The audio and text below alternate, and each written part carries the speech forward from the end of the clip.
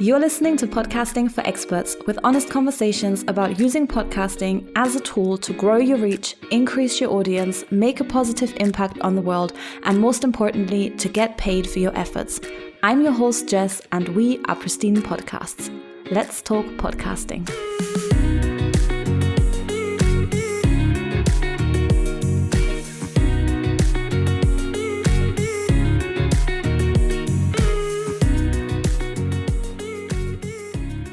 Hey, and welcome back. This is Jess, co-founder here at Pristine Podcasts, and this is season 2, episode 7. And in today's episode, I want to talk a little bit about automation and how you can save a lot of time in your podcasting workflow. Once you're finished listening to this episode, you will have an idea of what automation is, how you can find points in your show and in your business as a whole, if you have one, where automation comes in handy. I'm also going to give you some ideas of parts of the process that most likely you are wasting time on if you are doing it manually. So as always, I want to start with defining what the heck is automation anyways. So automation is defined as the use or introduction of automatic equipment in a manufacturing or other process or facility. In our case, the process that we're looking at is obviously our podcasting process or our business as a whole.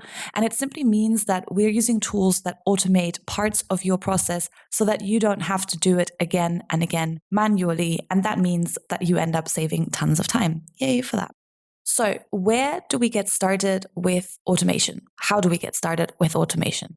First off, you can't automate things when you don't actually know what you need to get done in your podcasting workflow in which order. So if you haven't listened to season 2, episode 1 about designing a podcasting workflow that works, then go back and listen to that one first so that we're all on the same page. You need to have this really clear workflow that you have tested multiple times before you can actually look at automating anything. If you've done that, then now I want you to take pen and paper, put it vertically in front of you, and then fold the paper in half so that you have 2 sides. On the left side of the paper, I want you to write all the steps that you take from first starting to work on an episode until after you've finished promoting it. I also want you to write next to it, maybe in a different color so it's easier to see, how long does it take you to do that thing? And if you currently don't know how long it takes you to do that thing, then I recommend that you start using a tool called Toggle. You can find them at toggle.com. And that is simply a time tracker, and that can help you a lot to identify how long it actually takes you to complete certain steps in your process. Then on the right-hand side of the paper, I want you to write down all of the tools that you're currently using to make that process happen. And I know that this could end up being a pretty long list, but that's okay. Now we need to find out if there is a way that you can actually automate any of those tasks that you're currently doing.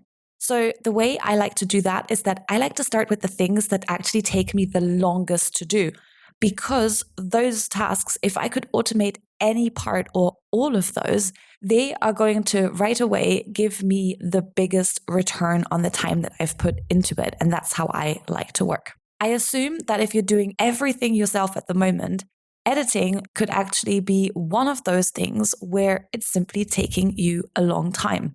If you're currently editing manually and you're spending ages to get an episode finished and the outcome really isn't all that good because, you're learning and practicing, then you could look at simply using a tool like Descript, for example, to automate your editing.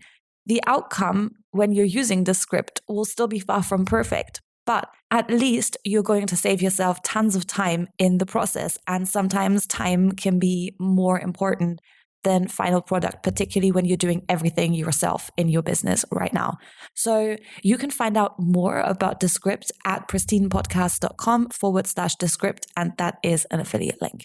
Now, let's move on to the next item that takes you a long time. Let's say it is writing your show notes. You could base your show notes off a transcript, and there are services like otter.ai that will do an automated transcript for not very much money, to be honest. I think it's about $12 or so for the pro plan, and that has about 6,000 minutes per month, so more than you're ever going to need.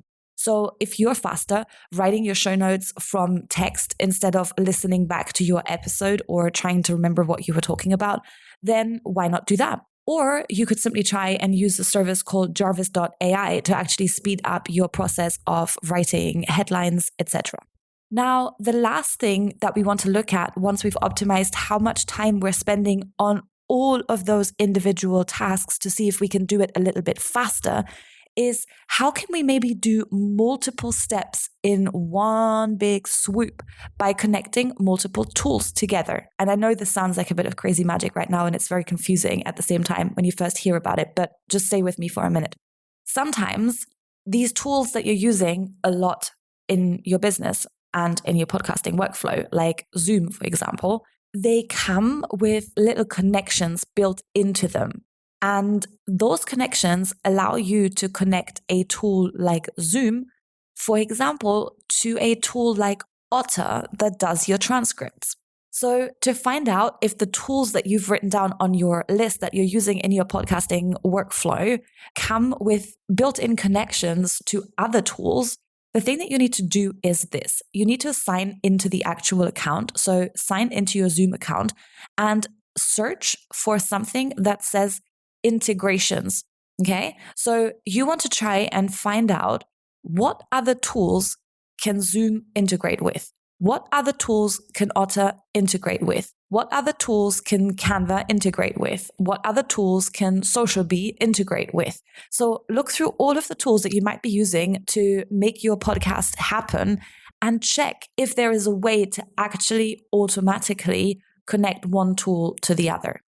Now, not every tool is actually going to have one of those built-in integrations. So sometimes you need a third tool to connect tool A to tool B. There are tools out there that basically let you take the information that one tool puts out and send it directly to another to do something with that information, and to then even send it to a third tool. And all of this happens basically instantly.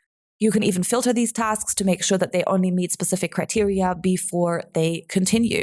There are multiple tools out there that act as this kind of bridge. And two of the ones that I can think of just now would be Zapier or automate.io, but there are others out there as well. They basically create that connection between two pieces of software and then allows those two pieces of software to share information between each other. And they work on a very simple trigger and action basis. So it's kind of the thought process of, well, if this happens in tool A, then do this in tool B. So what are some of those instances where you can use this kind of stuff in your workflow?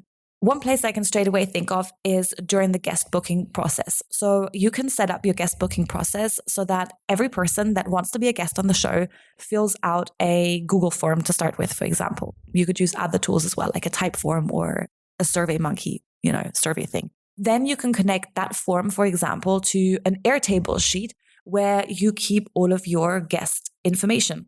Then maybe you also want to send a notification to your team in Slack that a new guest booking has been completed. You could do that through Zapier. Then you could schedule follow-up tasks, for example, in the tool that you're using to manage your podcasting workflow. So you could create a card for this guest interview on your podcast Trello, ClickUp, or Asana board.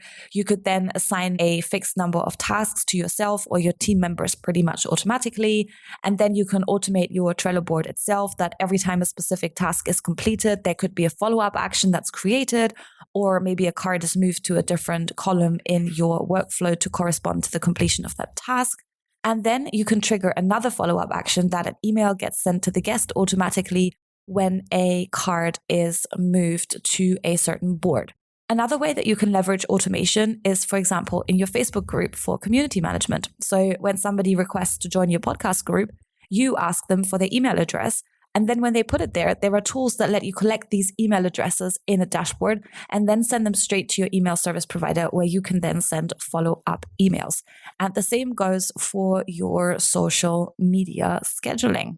I'd recommend that you now take your list of tools, create a new Zapier account, which is free, unless you're, of course, using premium apps like PayPal or you need a lot of Zaps and you process a lot of those per month. And then you take the two tools that you use one after the other, for example, your Google form, which your guest fills out, and your Airtable table, where you keep your guest details. Select those two apps in Zapier and then see what Zapier can do. For example, when someone fills out the Google form as a trigger, see what actions are available in Airtable. I'm assuming that it will create a new row in an Airtable sheet as an action. As you repeat this, you will become more and more aware of the automation options that are actually available to you, and that will save you hours and hours of time for yourself and your team over the next few months. So, just to summarize all of this, to automate your podcasting workflow, you need to actually have one, because we can't automate something that is basically invisible. So if you haven't done that yet, write down your workflow and try it out 2-3 episodes back to back to make sure that it's actually working for you. Then write down that workflow on a piece of paper, write down how long those things normally take on the left, and then write the tools that you use on the right. Identify how you can speed up individual steps that are currently taking you a long time through automation or through switching tools, and then figure out which pieces of that workflow can you actually connect to each other to then automate them. Alrighty, that's it for this episode today. If you enjoyed the show, our entire team would be endlessly grateful if you leave us a review down on Apple Podcasts. We'll make sure to read them all, and we might even give someone a shout out on an upcoming episode. As always, I hope you have an amazing day, and we will see you for the next one. That's it for this episode. Thank you so much for listening. We really appreciate you. If you're ready to step out of overwhelm, then don't forget to check out the podcast workflow blueprint at pristinepodcast.com/blueprint. The link is also in the show notes.